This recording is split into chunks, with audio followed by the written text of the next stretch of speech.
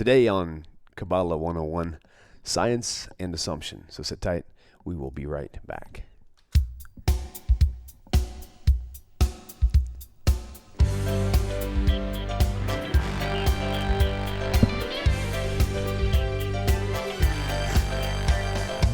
Welcome to Tanakh Talk.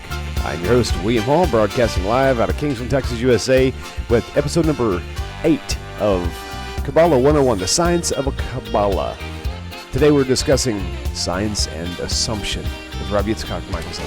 Welcome back, my dear brother, in arms. Good to see you again, sir. Hey, how you doing? Doing good. Always a pleasure. One of these days I'm going to be sitting in your studio, or you're going to be sitting in mine. One of the two. We'll get that figured out somehow. I've been in yours. Yes, you have. You haven't been in the studio, but you have been in my old studio. Seen, yes, indeed. Yeah, it'll be nice to have you here. So, very good. So today's science and assumption, it's kind of cool. I'm hoping that the assumption part of it will address some things about the wrong assumptions as well. And I'm sure you've got a good lineup for us today. So I'm going to pass this on to you, and I'm going to learn as much as I can. Well, this week is not so much not so much the scriptural side of things like we did in the last couple of shows where we talked about the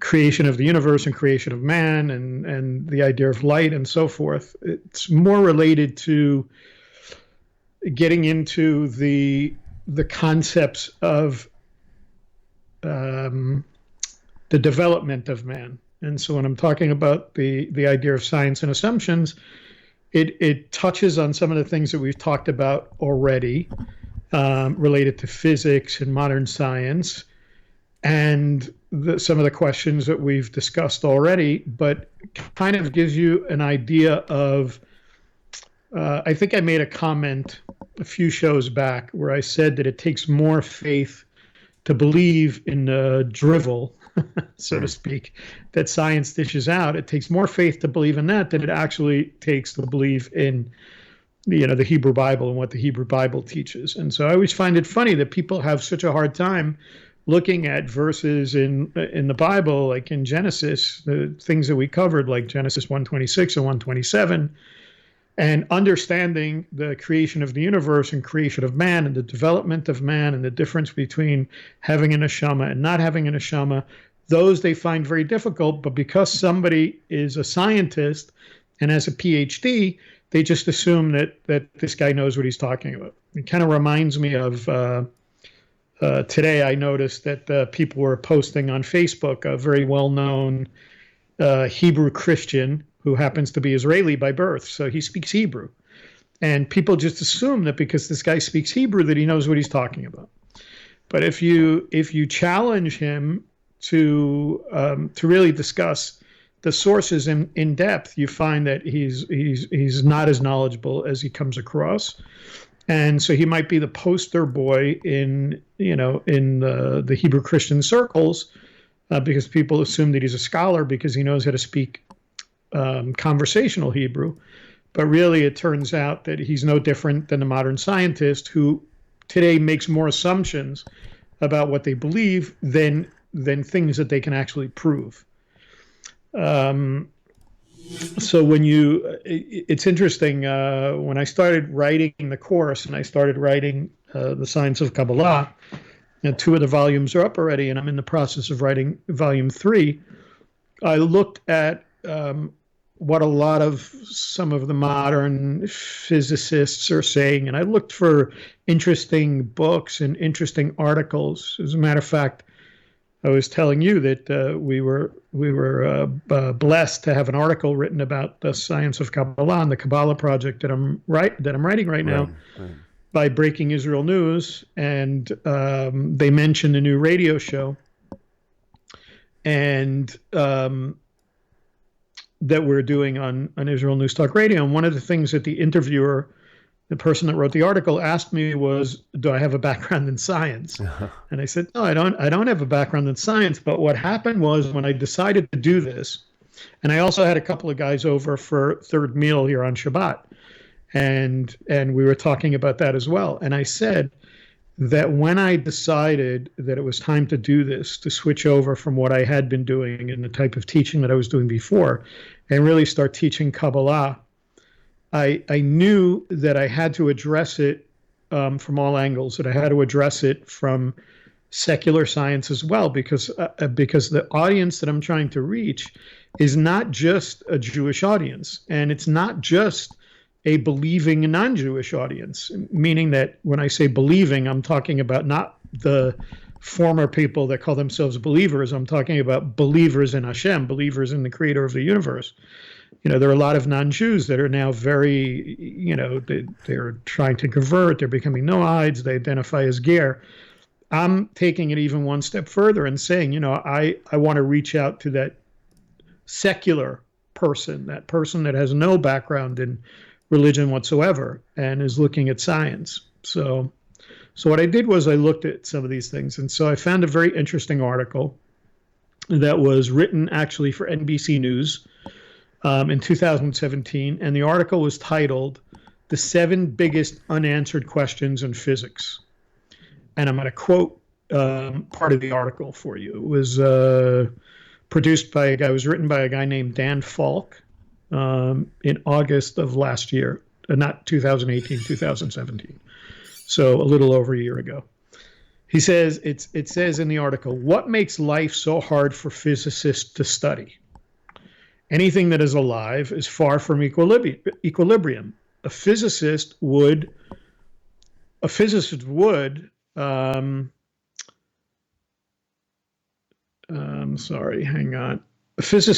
put it, in a system in equilibrium, one component is pretty much like every other, with no flow of energy in or out. So a rock would be an example. A box full of gas is another." He says life is just the opposite. A plant, for example, absorbs sunlight and uses its energy to make complex sugar molecules while radiating heat back into the environment. Understanding this complex system is the great unsolved problem in physics, says Stephen Morris, a University of Toronto physicist.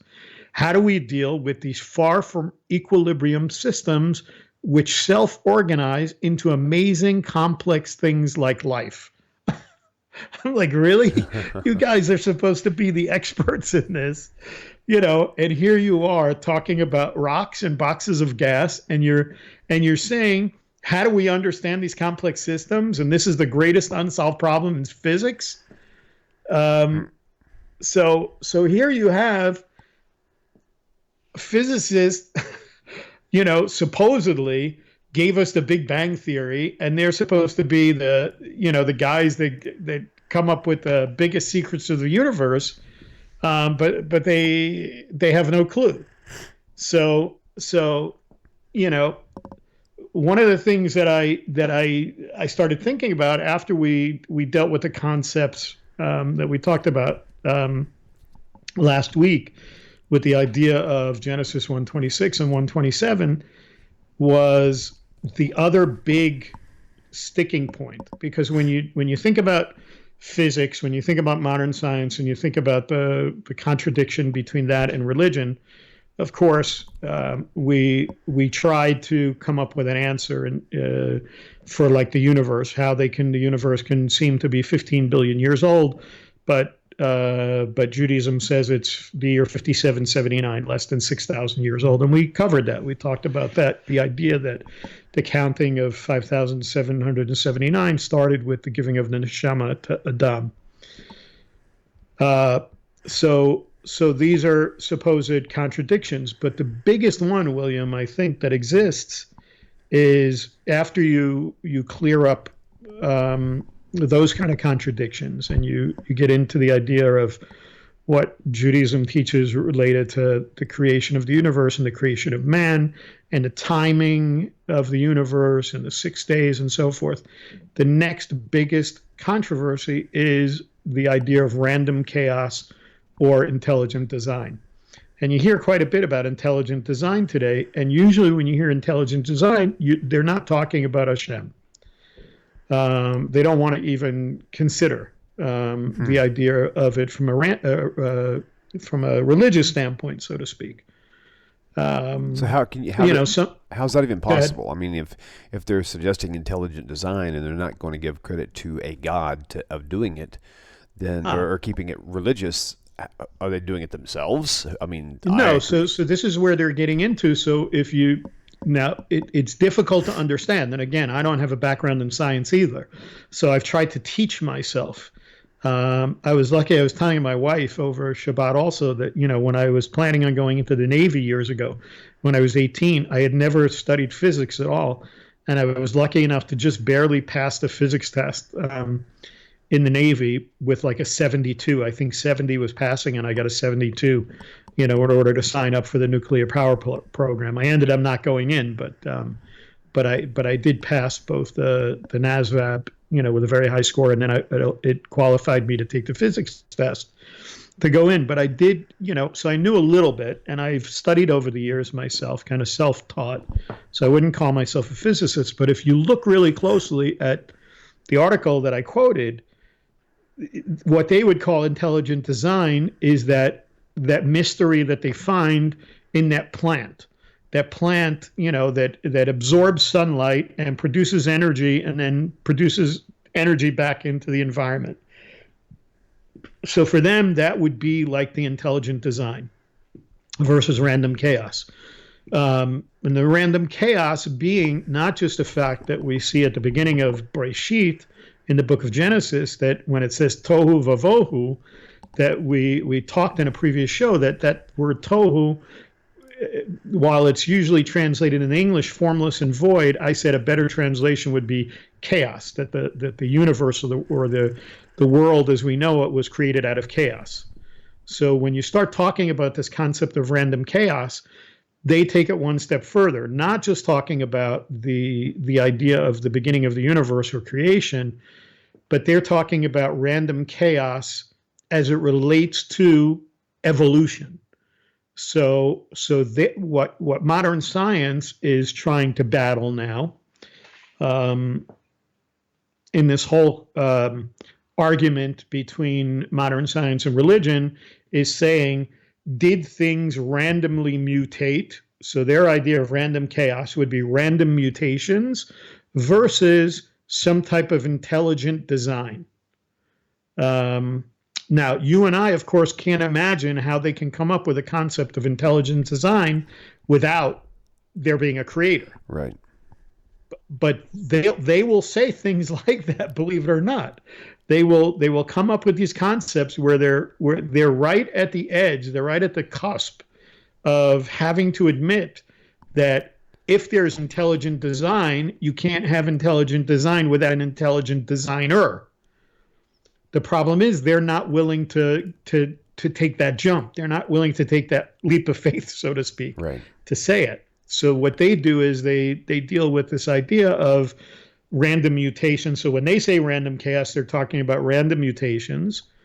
So they would say, like, the Big Bang happened, and it took this many millions of years for the Earth to cool down in order for there to be the elements that could sustain life, and then you had whatever, the bacteria, and the bacteria formed into this, and through a series of random mutations we have what we have today. But the truth is that when you look at there's a complete other group of people that we never touched on yet.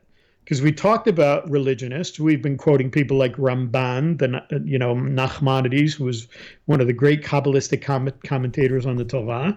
And we've talked about Rambam, and we've talked about the Ramchal, Rabbi Moshe Chaim Luzzatto, and all of these great Kabbalists. And we've talked about some physicists. We talked about Einstein and Newton and all these different people that, while Newton was a Christian and considered a theologian, Einstein really didn't have much to do with God, and most scientists don't. But there is another group, and that's the scientists that are also religionists.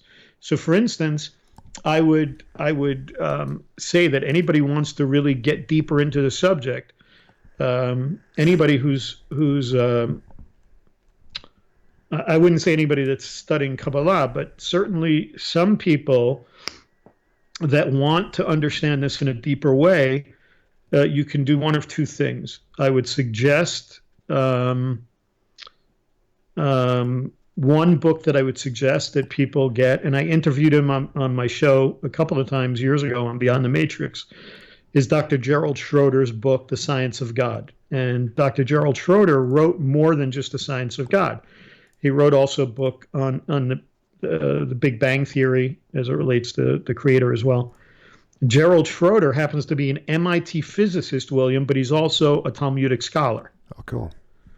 And you can Google him, and he's got YouTube videos that you can watch as well, where he goes really deeply and intensely into, and I quote from his book in my course, and a lot of what I write on related to science comes from things that I've learned from Dr. Schroeder, as it relates to the speed of light and light. Some of the things that I've talked about when I talked about, like, for instance, the idea of that supernova 1987A, and the idea of light traveling.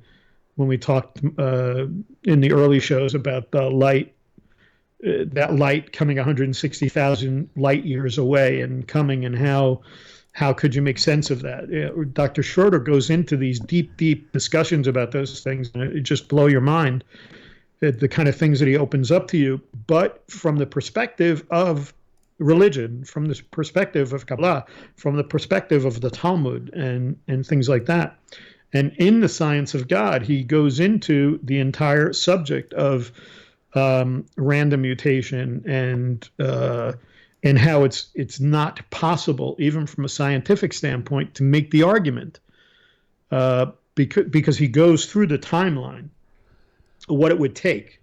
And he takes you through the timeline of the 6 days of creation, and does it on a timeline from counting from 15 billion years, and then taking into consideration, if you argue for the Big Bang Theory, let's say, and how long it would take for when we see in the Hebrew Bible, in Breshit, when it says that water appeared on the earth. So he plugs that into a particular date.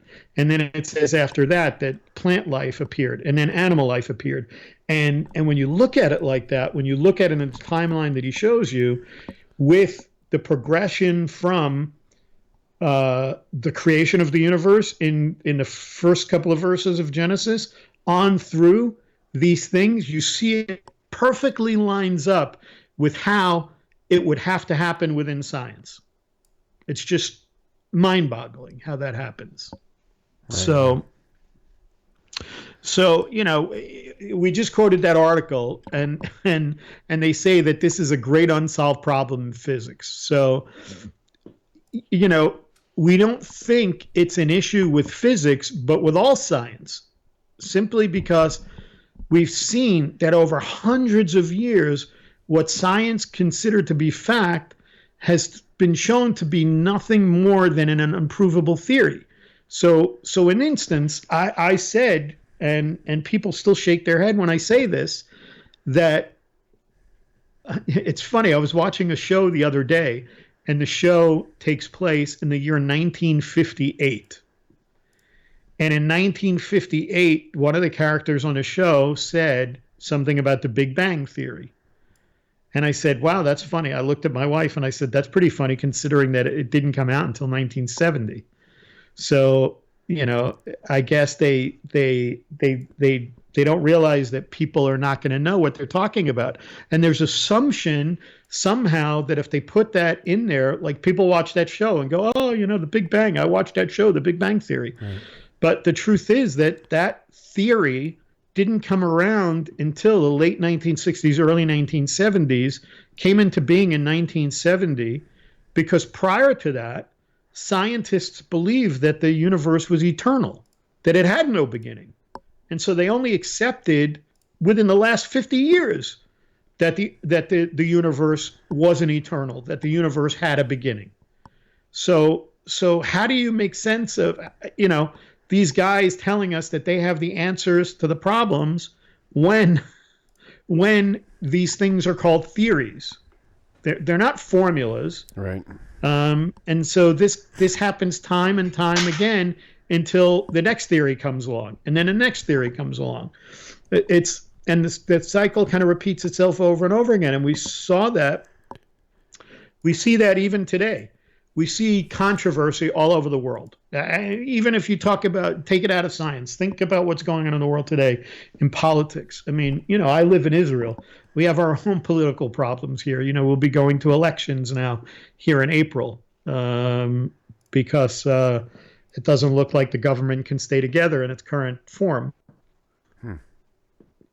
So we're going to have early elections in April of this year. But I can't go on Facebook today without seeing people losing their minds over things that are going on in the U.S., for instance. And certainly, I'm sure you deal with that where you are, between liberals and conservatives in the United States. There are political, religious rifts going on. We're bringing war to countries all over where one sect is, fighting another sect. And then we have the same thing going on between creationists and evolutionists. This goes on all the time. And so, when we continue the discussion on the idea of the big biblical concept of creation out of chaos, science kind of wants us to believe that this chaos led to a random formation of compounds that eventually led to more sophisticated mutations. And that somehow these mutations culminating in the evolution of man. Now, I don't know about you, but this is even before I'm now talking about, look, I'm going to be, we're in January already. I'm going to be, what's today? The 7th? The 8th? The 6th? 7th, I think. 7th, whatever. Yeah, so 6th, 7th. My civil birthday is a month away. Okay? I'm in February. My civil birthday is February 6th. Okay. I'll be 62. Okay? So I'm talking about this, I'm talking 20, 30 years ago I was saying this, and it wasn't when I was an Orthodox Jew, and it wasn't when I was a rabbi, and it wasn't when I was studying Kabbalah. I mean, I was studying Kabbalah, but it wasn't when I was studying Kabbalah to teach Kabbalah. I would say to people, so let me get this straight. If we mutated, if we're talking about random mutations, and if we're talking about evolution, and evolution is true, and you want to say that I came from a monkey, then how come monkeys aren't evolving anymore? Right. How come they're still here? Yeah. You would think that at some point a monkey would, okay, so they want to say that we're close to chimpanzees and so forth. Okay, I get you. But you know what? We have, like I said, fossil records of Cro-Magnon, and Cro-Magnon man is the skeleton that we most resemble when they find these fossils of Cro-Magnon. And I'm not going to get into the whole controversy of whether or not people believe that's real or not. There have been enough findings between the first one that was found in France, across the world, where they found enough of these skeletons, and they've done independent datings with different types of things to discount it. I'm not one of those guys that want to totally discount science. I think science has its role in this, but it doesn't overtake what we already know from our sources, from our sages in Judaism. But when you look at that, and the reason I bring it up is because when we talked last week about this idea of the dating of the universe and the creation of man, and that the timing or the counting of 5779 on the Jewish calendar starts with the giving of the neshama, it's because we mentioned that the Talmud talks about human or even like animal-like or human-like creatures that were animalistic in nature, that like walk direct. So there's no problem with making the argument from a Talmudic standpoint that there was something like a Cro-Magnon man that the Talmud speaks about. But that Cro-Magnon man was somebody that was a human-like creature that didn't have a neshama. So I don't have a problem with dating that at 50,000 or 100,000 years ago. But to tell me that somehow that, you're not going to be able to tell me that a chimpanzee today is somehow going to eventually turn into a man. And science will tell you, well, they don't live long enough. Well, what do you mean they don't live long enough? Well, they have offspring. I mean, if mutations happen, and the mutations happen among a genus or a family or a species, then and they're continually having offspring and so forth, and perpetuating the genus and the family and the species. Then at some point they're according to you, there are going to be these random mutations that are going to culminate in some kind of further evolution, but we're not seeing that. So Right.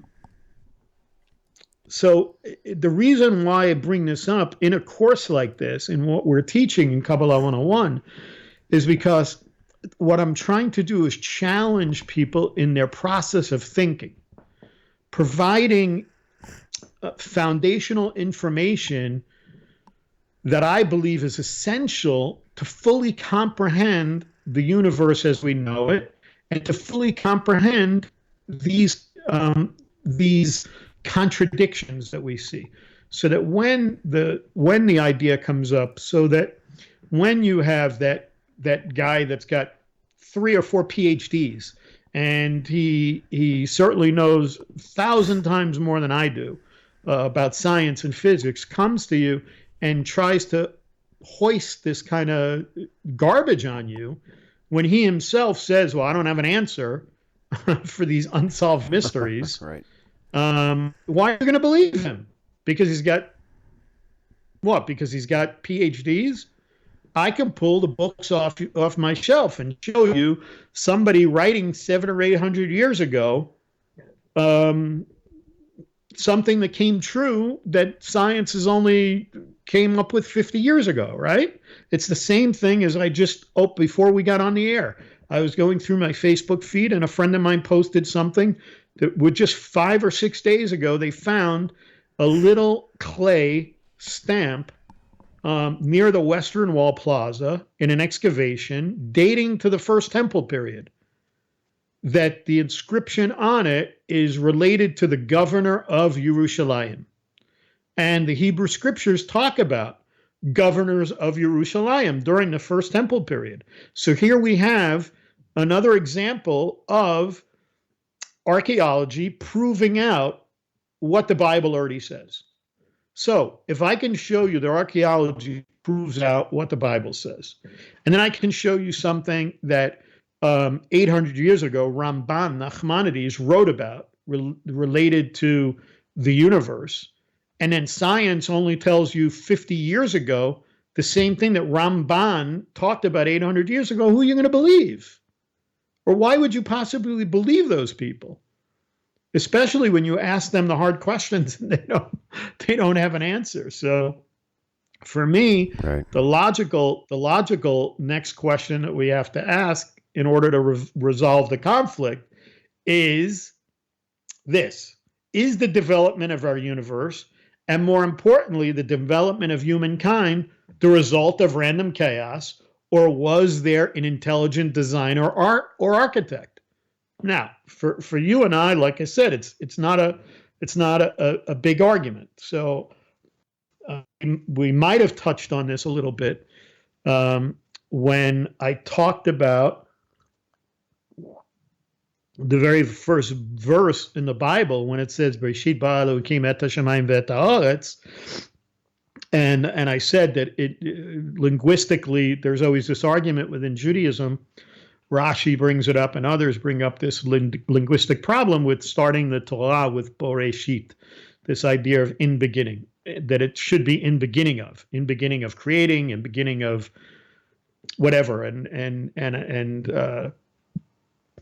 I always go to this idea of Mishlei in chapter 8 of Mishlei, which is the wisdom chapter. It actually uses a term very similar. It talks about and I will say this, that some of our Christian friends out there will always try to use that chapter to try and prove their point about the guy that they want to claim as Mashiach, or the guy that needs to be believed in. First of all, the wisdom chapter 8, chokhmah, is talking about chokhmah, which is wisdom, which is, first of all, a feminine word. So it's describing wisdom from a feminine standpoint. So you're hard pressed to, if you want to, you're hard pressed to kind of make it a man. It's like when they try to make the sacrifices that are talking about like a female goat or a female lamb, trying to make it male. It's the same kind of issue. Right. But what it does is, in the later verses of Mishlei chapter 8, I think it might be verse 30 or 31, it says something like, in the English, it translates sort of like, I was by and beside him as an amon. And amon can be translated as craftsman, master craftsman, architect, craftsman, something like that. And Chazal, the sages of Judaism, teach us that this is supporting the notion that it's by and through the Torah that the world was created, that the Torah was a blueprint for creation, so to speak. I want to bring in an interesting point, which is kind of I just want to bring in this past Parsha, Shavua. We just had Va'era, the Shabbat, and he appeared. And it's talking about when, we're in the process now in Shemot, in the book of Shemot, where we're talking about redemption and exile, and Bnei Yisrael being redeemed, and Moshe Rabbeinu basically being sent now to go to Pharaoh, to Paro, and to demand that God's people are released. Now, one of the things that happens. I'm not going to get into that now. What you'll notice, and the reason why I'm bringing this up is because you know how much I like to look at the Hebrew versus the English in translations, and you know that I often say that people will miss, people that don't speak Hebrew or read Hebrew will often miss very nuanced things in Scripture. And I brought this up at my Shabbat table, these guys that came over yesterday, and one of the guys, fairly knowledgeable guy, has been around a long time, Orthodox Jew. And when I shared with him, he goes, wow, I never saw that before. So what does that mean, that he never saw it? Well, if you look at Shemot, up until this week's Torah portion, Va'era, every time the Creator speaks to Moshe or to Aaron, it says Vayomer, and Vayomer comes from Amira. The word Amira is the root of this. The idea of this idea of speaking. Hashem spoke to Moshe. So Vayomer, however, it usually uses probably Elohim. And but when you get to Va'era, what it does is it changes from Vayomer to Vaidaber. And it's now says, and he said to, okay, dibor. So they're both related to the idea of speech, but they're different. Vayomer is Hashem in a way giving a message. Vayomer is the way Hashem talks to the prophets. God spoke to the prophets and told them to go out and said something. So God gave them a message. But the difference between Vayomer, between Amira and Vaidaber, the word Dibor, is now actually speaking to somebody. So it's speaking about a higher level of prophecy that Moshe received from God. Okay, what does this have to do with Kabbalah? Okay, so we're gonna talk about that for a second. So the amazing thing is that with that elevation of God going from Vayomer, Amira, from giving Moshe a message to him now speaking to Moshe, within that word, within that idea of Vaidaber, is the change from just giving a message into everything that was given to Moshe in addition to the Torah. So in that very word, in Vaidaber, what we see is Torah Shebal Peh, Kabbalah, everything is in the essence of that word. Because the very next thing that Hashem says is that I appeared to Avraham, Yitzchak, and Yaakov as El Shaddai, this idea of sufficiency, okay? But to you, I'm revealing myself as Yud Kei Vav Kei. So he reveals himself to Moshe Rabbeinu as the Tetragrammaton, as the highest level. And it's in that changeover from giving him a message to speaking. It's in that one word that we see all of the wisdom that Moshe received was in that elevation of him to that level of prophet that nobody's ever been elevated to, including that guy that some people want to claim reached that level. But he didn't, because Moshe Rabbeinu received everything. So within that very word, we see that Hashem gave him everything. And that's that idea that I've talked about in the past, that when you're talking about Kabbalah, when you're talking about the Torah Sheba'al Peh, the oral Torah, or what we can make the distinction between, let's say, the Torah concealed and the Torah revealed.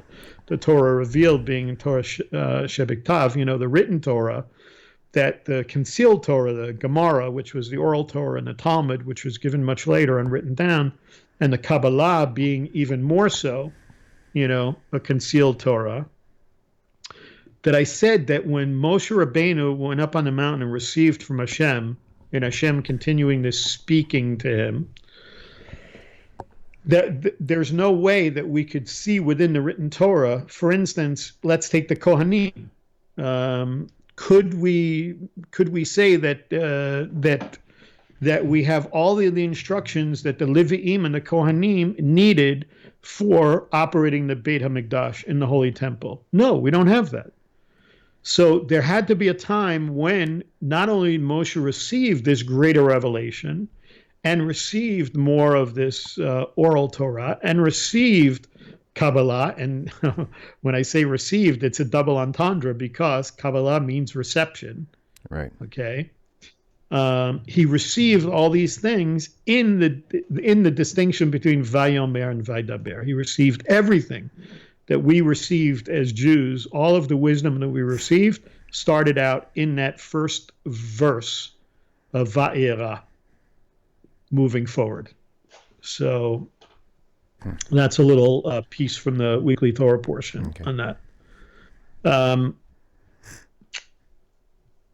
Just want to look at the time here to see how much I should go into this here. Gotcha. So when we go back into this idea of the random chaos, and as opposed to intelligent design or architect, and talking about the fact that, of course, we believe that there was. So first, I think, introduce a little bit of the scientific theories, which are diverse and inconsistent, of course. Right. And then later on, we can kind of present our case for what we consider the only logical answer to this question, which is, of course, that not only did the universe, but humankind could only have been created through a designer or an architect, and plants didn't evolve by themselves, and so forth. One of the things that science teaches today, there's a new thing that I didn't even that I haven't even looked at, but the more and more research I do for my writing, the more things I kind of come up with, new concepts in science. So there's something now called Evo Devo. And it's not a rock band. Like not Ronnie James Devo. Yeah. No. Evo Devo is a short term for evolutionary developmental biology. Interesting. Evolutionary developmental biology. They call it Evo Devo. And there's actually a paper that was put out in a study of this called Nature's Communication.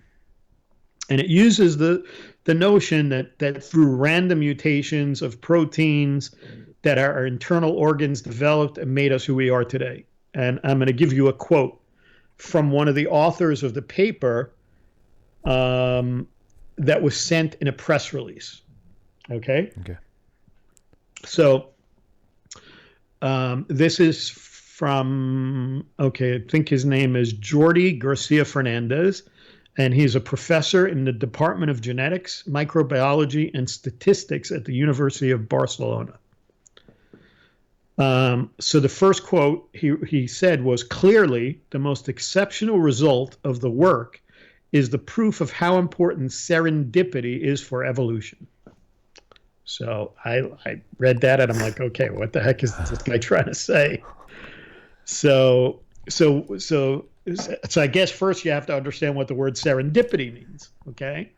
So we find the use of the word serendipity to be, I find it kind of comical in reference to such a complicated subject like, evolutionary developmental biology. Right. You're this guy working at the, again, these are guys that are supposed to be the guys that have all these degrees and they work in, in these universities and things like that. And they use terms like that. So it's accidental intelligence. So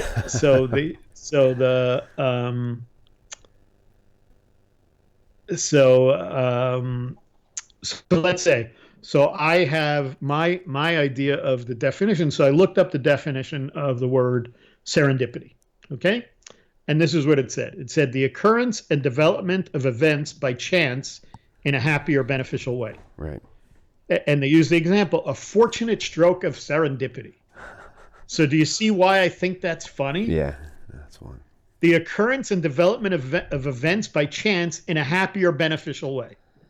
So based on that definition that I just read, it would seem that this very esteemed scientist and professor believes that evolution was essentially a happy accident. Right. Right? And scientists most always scoff at the person like you and me, the person of faith, that when we present what we believe is the strongest evidence, for how the world came about. So they would argue that a theory with that much evidence actually becomes a law. However, I'm going to present evidence as we move along that requires one to have more faith to believe in scientific evidence, again, like I said, than it does to have faith in a designer. Right. And it does, because it's no different. It's no different than Christianity. It's exactly the same thing as Christianity. Right. How could you say, I believe in a happy accident? Yeah, right. That I believe in evolution because it turned out the way I wanted it to turn out. Sure. Well, what if it didn't? Then it's not serendipity. Now, to clarify my statement for the viewers, meaning that this is exactly like Christianity, meaning that we have come to the conclusion where we're at in the counter-missionary stage, because we've seen proof that the Christianity is wrong, and it takes more faith. Well, actually, it takes fully faith for them to believe what they believe versus what the proof actually says. So that's kind of where I was going with that. Say that again. When I said that it's exactly like Christianity, I was referring to the faith versus facts part. Okay. Deny the facts, believe in faith. It takes more faith to believe in Christianity than it does to actually just accept the truth of Judaism. So kind of like a science and versus religion sort of a thing. Right. So I think what we'll do is next week when we pick it back up, what we'll do is get into a little bit more of definitions, talk about the idea of talk about evolution a little bit, intelligent design, get into creationism, and so forth, and take it a little bit further. Talk about evolution as a biological term. Maybe talk a little bit about how it developed by Darwin and Wallace and people like that, and what their theories were like, and then really go into the idea of development of man from taking it further past where we went, because where we left off in the biblical text was the idea of Genesis 1:27 and then Genesis 2:7, where in Genesis 2:7 we see Nishmat Chaim, we see the breath of life blown into man. And then we see this idea of man becoming a human soul. We don't see that until Genesis 2:7 when he receives a neshama. So gotcha. Well, you got me looking forward for next week. Then we have to do this every week. We have to end with the teaser for the next week. So that's awesome. That's awesome. Looking forward to it, and look forward to seeing you again in just a few minutes for our next recording for the radio show. So let everybody know that to please tune in every Tuesday, 5 p.m. Israel time. That's 10 a.m. Eastern Standard Time, 9 a.m. Central Time, and then it's usually put up as a podcast by Wednesday. So you'll see it if you go to israelnewstalkradio.com. One word, israelnewstalkradio.com, and there'll be a tab that says radio hosts, and you'll see Science of Kabbalah. You'll go there, you'll see beautiful pictures of me and William, I think. Beautiful pictures of us. And you'll see all the archive shows of the Science of Kabbalah, which we just started in the last month. So we're... Nice. No, go ahead. Finish. Shalom. No, yes. so I was going to say we're covering some of the same information and maybe sometimes going into a little bit deeper. So you probably want to listen to both. It's Tanakh Talk and Science of Kabbalah. Absolutely, it's definitely not exactly the same information. It's just kind of like we going around it, hitting it from all different angles. You'll see some angles from this show, more angles from that show. Put the two together, bam, there you go.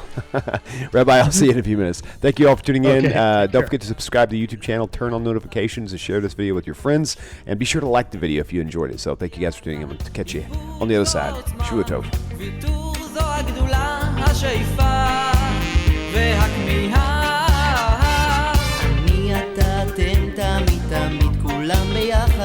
חשוב מכל חשוב והכרחי להיות ביחד איפוק זו העוצמה ויתור זו הגדולה השאיפה והכמיהה חושבים דוברים לובשים בכל האופנים זה טבעם של אנשים שונים נזכור בסוף כולנו שותפים